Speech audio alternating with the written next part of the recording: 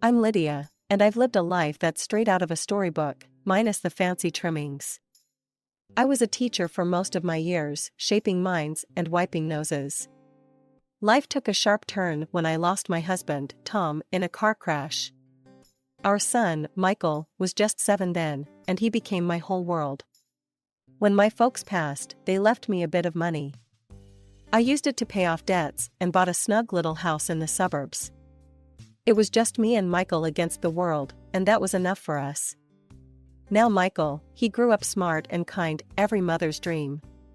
He got himself through college studying computers and landed a decent job right out of school. What's more, he chose to stick around at home. I never minded, the house felt fuller with him in it. Things took an unexpected turn when Michael met Jessica. She was a sharp one, tall, with a head full of curls and a smile that seemed to know more than it let on. I wanted to like her, I truly did. But something about her just didn't sit right with me. The day he brought her home to meet me, she was all sweet talk and compliments. "Mrs. Connor, your home is absolutely lovely, so warm and welcoming," she exclaimed as she toured the living room. "Thanks, dear. We like it cozy around here," I replied, trying to make her feel at home despite my reservations. Over dinner, their news dropped like a lead balloon. "Mom, we've been thinking about the future a lot lately, and, well, we're getting married," Michael announced, his eyes bright. I nearly choked on my water. "Married? That's wonderful." I managed, my voice a bit too high. Jessica beamed, reaching across the table to squeeze my hand. "We want to do it soon, just a small thing, you know? Nothing fancy," she added quickly, as if to cushion the blow. I nodded, plastering on a smile. "Of course, whatever makes you two happy." But as the wedding plans rolled on, and Jessica's true colors started showing when she thought I wasn't looking, I caught snippets of phone conversations, bits of her saying not so nice things about me. I kept my cool, never let on that I knew. I just made a mental note, "Watch your back, Lydia. This girl's not what she seems." The wedding came and went in a blur of flowers and pastel dresses. I stood by, the proud mother with a smile nailed on, while inside, I was all knots and nerves. Watching them dance, watching her hold him close, I couldn't shake the feeling that I was losing my son to a stranger. After Michael and Jessica's wedding, life got a whole lot more complicated. The young couple decided not to move out, but instead set up shop right under my roof. The house I'd so lovingly curated for decades suddenly seemed to shrink, its walls closing in as Jessica's presence loomed larger and larger. The first few weeks were a buzz of activity, thank you notes to write, wedding gifts to sort through, and endless discussions about their future. But as the dust settled, a new pattern emerged. Jessica, now officially the lady of the house in her mind, took to managing everything, including where I should sit and what I should eat. One evening, while Michael was at work, I found Jessica rearranging the living room. "Jessica, what are you doing?" "I had everything just right," I asked, trying to keep my tone light. "Just thought I'd freshen up the place a bit," she snapped, her voice sharp like a kitchen knife. "It's good to change things up now and again, don't you think?" I didn't agree. "Look, I appreciate you trying to help, but please, leave things the way I set them. Michael likes it that way." She scoffed, a sound that grated on my nerves. "Well, things change, Lydia. Maybe it's time you start getting used to that."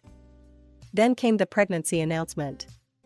I should have been overjoyed, and part of me was, but the news also brought new tensions. Jessica, now more than ever, made herself the center of everything. "Lydia, I'm really not feeling up to cooking tonight, could you handle dinner?" she'd ask, almost daily, as she lounged on the couch, flipping through magazines. I'd nod and head to the kitchen, biting back my frustration. One afternoon, I tried to broach the subject. "Jessica, dear, I know you're tired with the baby coming and all, but maybe you could help with the salads or setting the table?"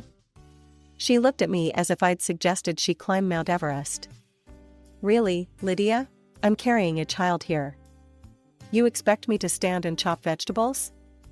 Before I could respond, Michael walked in, home early from work. Jessica turned to him immediately, her tone shifting. Baby, tell your mom I'm not supposed to strain myself. Doctor's orders, remember? Michael, ever the peacemaker, tried to smooth things over.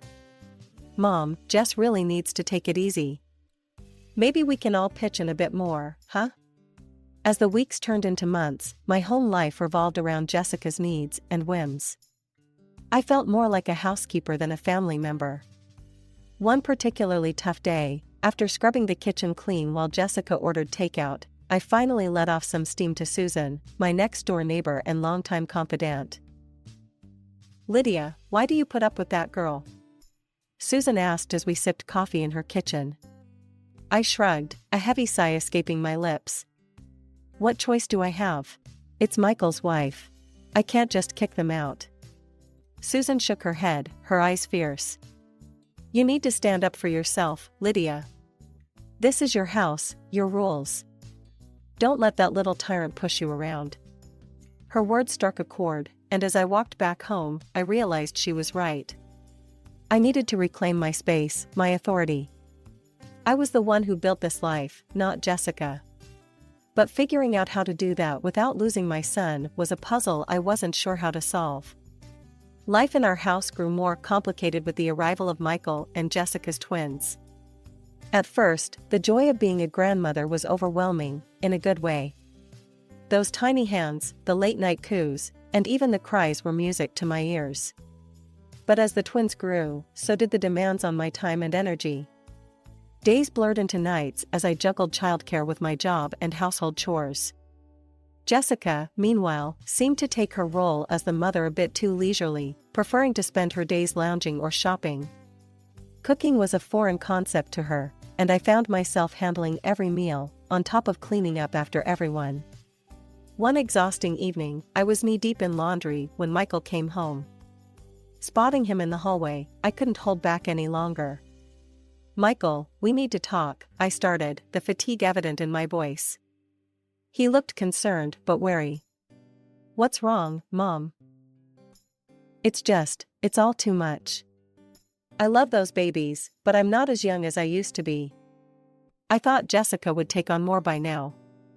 Before Michael could reply, Jessica entered the room, her arms laden with shopping bags. What's all this about, Lydia? Why are you upsetting Michael? I took a deep breath, trying to keep my composure.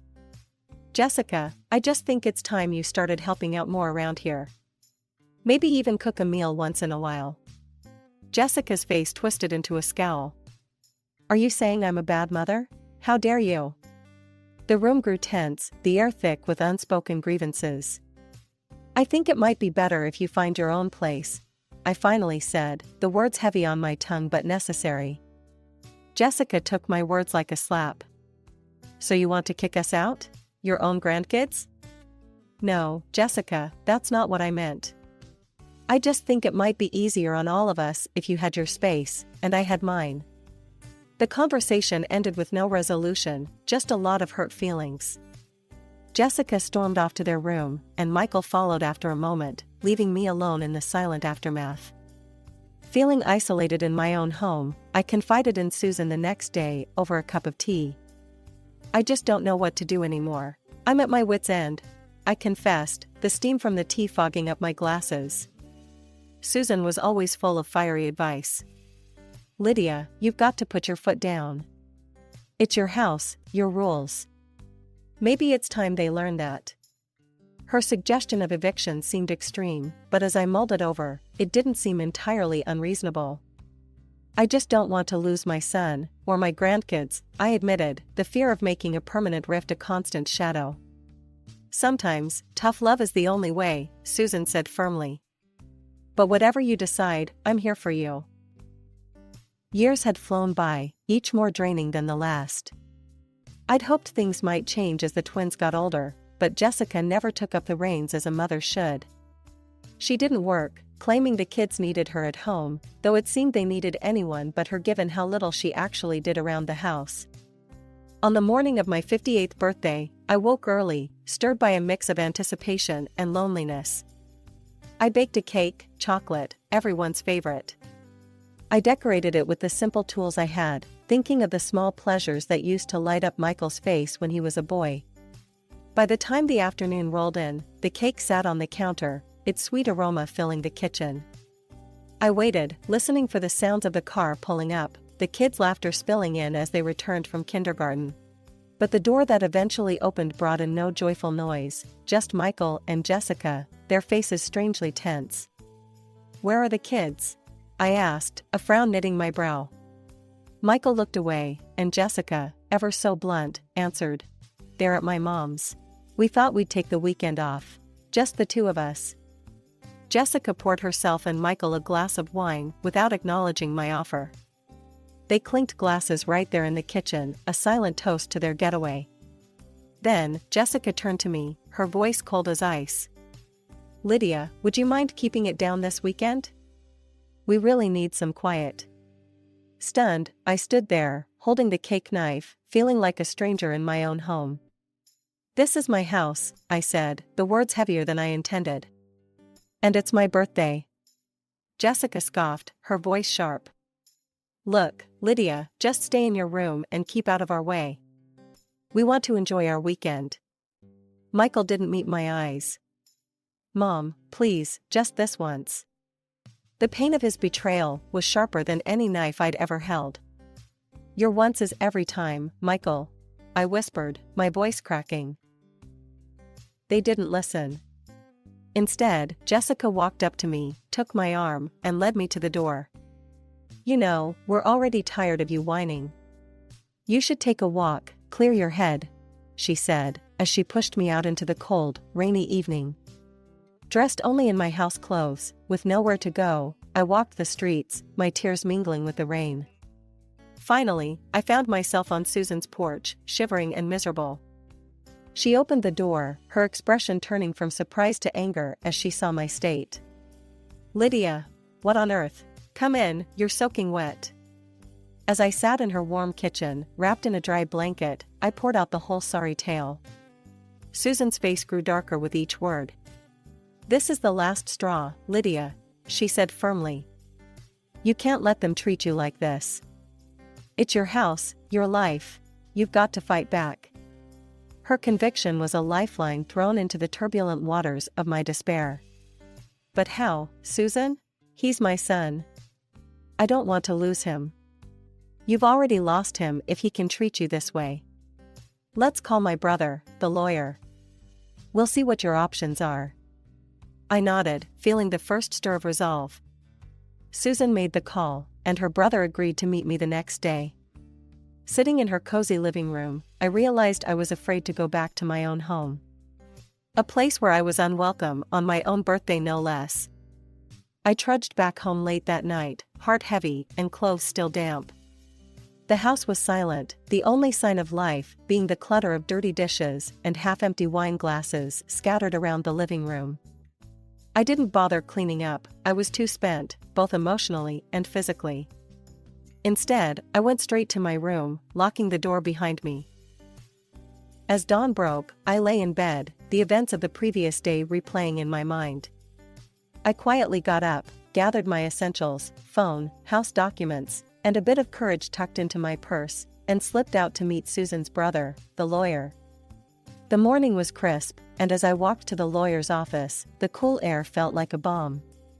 Susan's brother greeted me warmly, his office a stark contrast to the chaos of my home.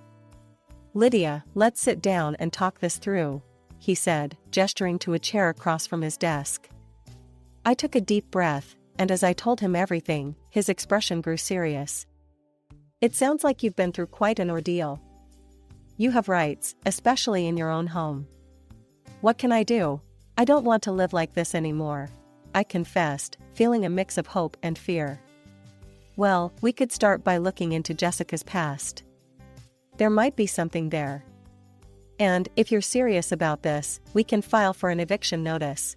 It's your house, after all," he advised, his tone professional yet empathetic. The thought of evicting my own son and his family was heart-wrenching, but the lawyer's words rang true. It was indeed my house, and I deserved peace. "I'll do it. It's time I stood up for myself," I declared, the decision firming up with every word spoken aloud. The lawyer nodded, drafting the documents as we spoke. He moved quickly, and before long, he had filed a petition in court to evict Michael and Jessica. The court process was brisk, and to my relief and simultaneous heartbreak, the judge sided with me. My claim was justified. I was granted the eviction. The day they moved out was one of the most painful days of my life. Jessica was livid, hurling curses and threats as she packed. "You'll regret this, Lydia. You've not seen the last of me," she spat, her eyes wild with fury. Michael, my own son, wouldn't even look at me. His parting words cut deeper than any knife. "You've crossed all boundaries, Mom. I never thought you'd actually go through with this." The weeks after Michael and Jessica moved out were quiet. The kind of quiet that lets you think too much, wonder too much. But then, one ordinary Tuesday, a phone call shattered that silence and sent ripples through the rest of my life. The caller was the private detective I had hired at my lawyer's suggestion.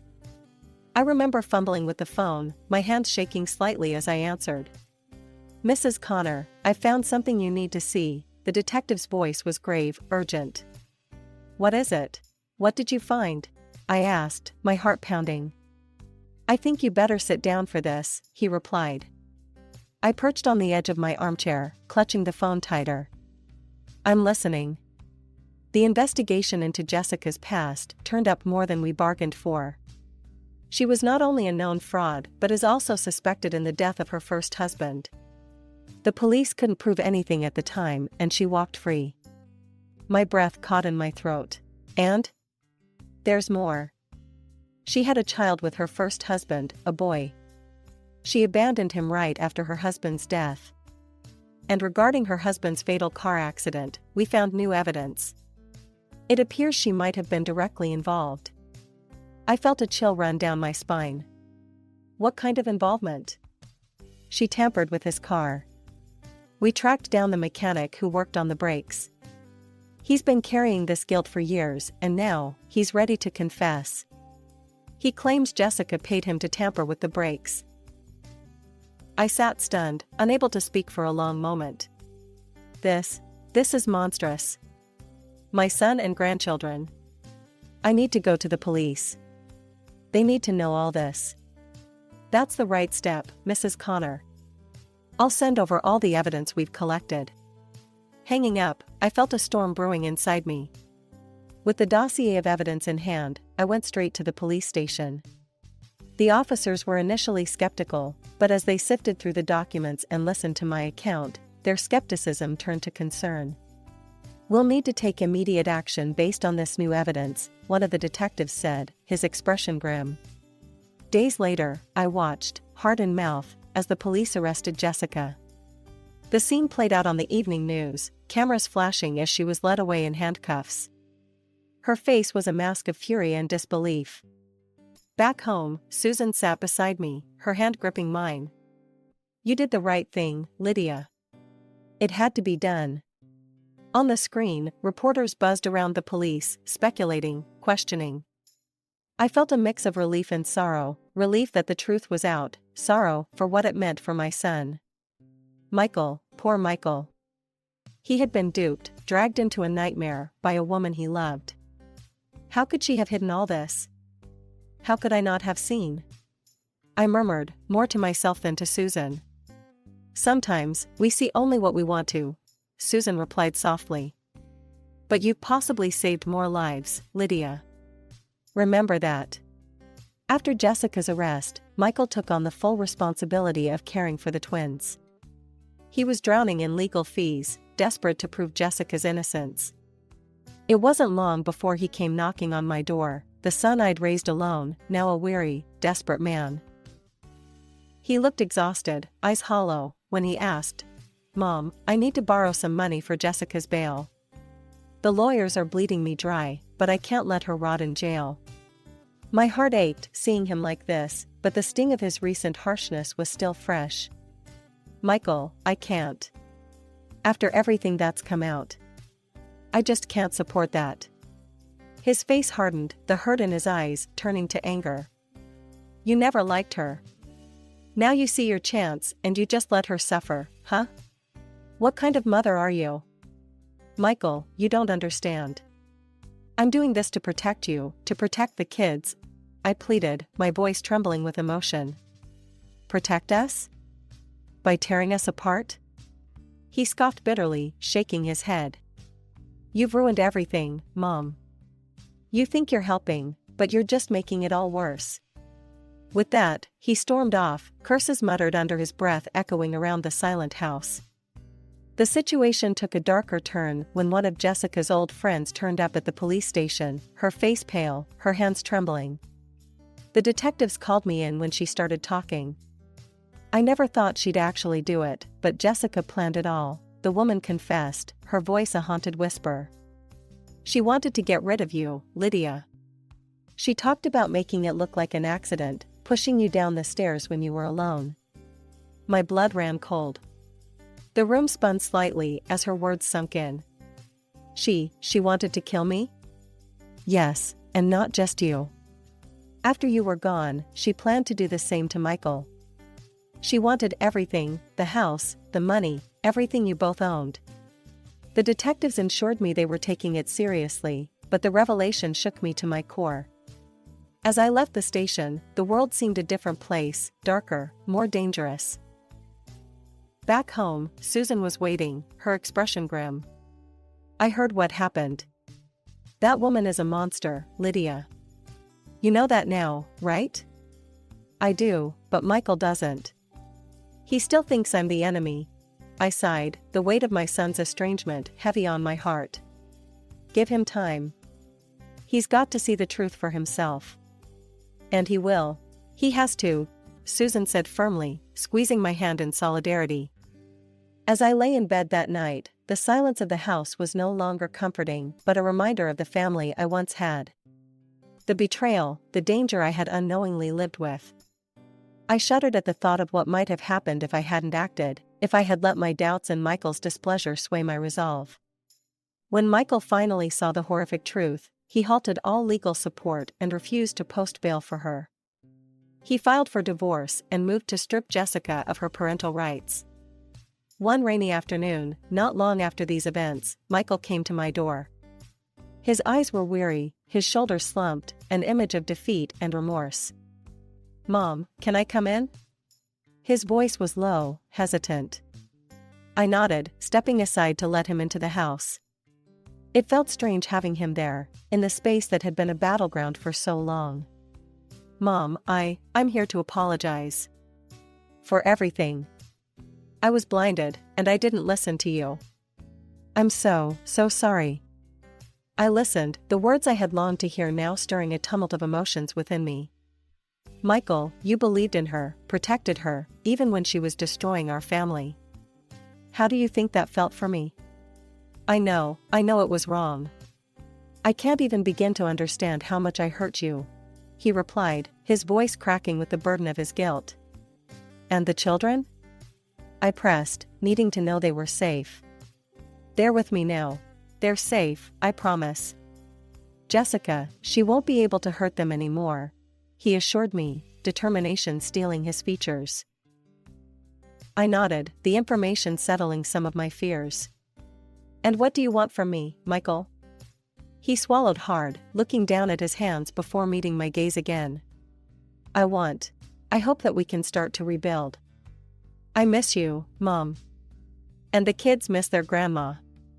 I took a moment, the decision heavy on my heart. I want to see the grandchildren.